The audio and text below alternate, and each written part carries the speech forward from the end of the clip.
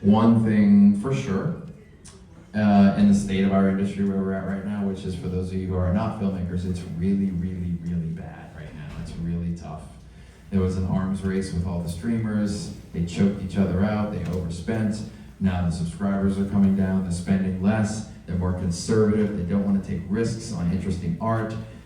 It's tough, which is why I'm so grateful all you motherfuckers came out into a physical movie theater tonight. Again, give yourselves a huge round of applause. To see a movie you could have seen on YouTube at 480p, which would have looked almost as good. But to your question, I think we are at a point where we actually have to look at filmmaking as an art form that might need to be looked at almost as more of a vocation level of things, of a way of saying it's important now more than ever as a rite of prayer and protest to put stories in the culture because we need it.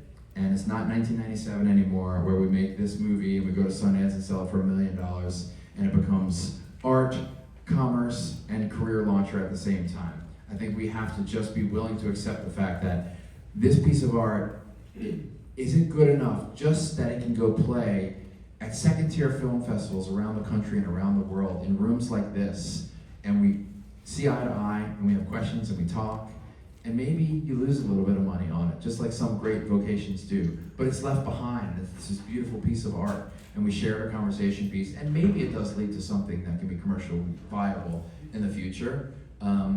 But I think we're there now, and I think you need to look that in the eye and say, if that's worth it for me, it's still worth it to go make movies. And at this point, with our pedigree and everything, we're getting rejected from Sundance. We're getting rejected from South. We're getting destroyed. We're getting turned down by small distributors.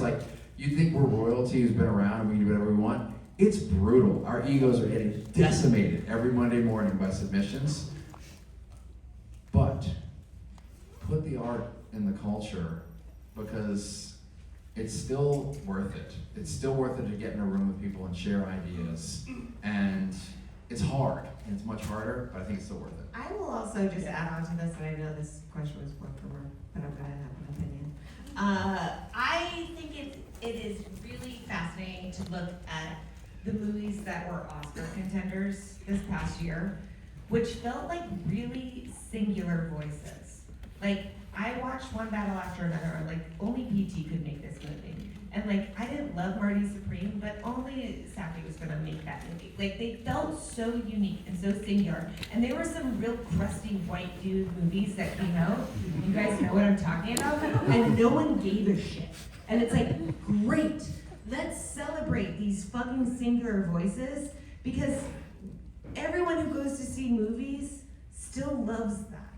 And so we have to just keep going to see the movies and loving the movies because the voices are still there and the stories are still there and they're going to keep coming. And I thought this was a really beautiful year of celebrating that. I thought what Ryan did with Sinners, it was a really special year for movies to be celebrated on the larger level. And I think that does trickle down.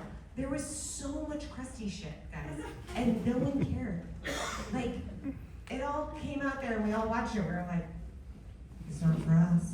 And that's great. Thank God that didn't get celebrated, right? I just think that good movies are still good movies.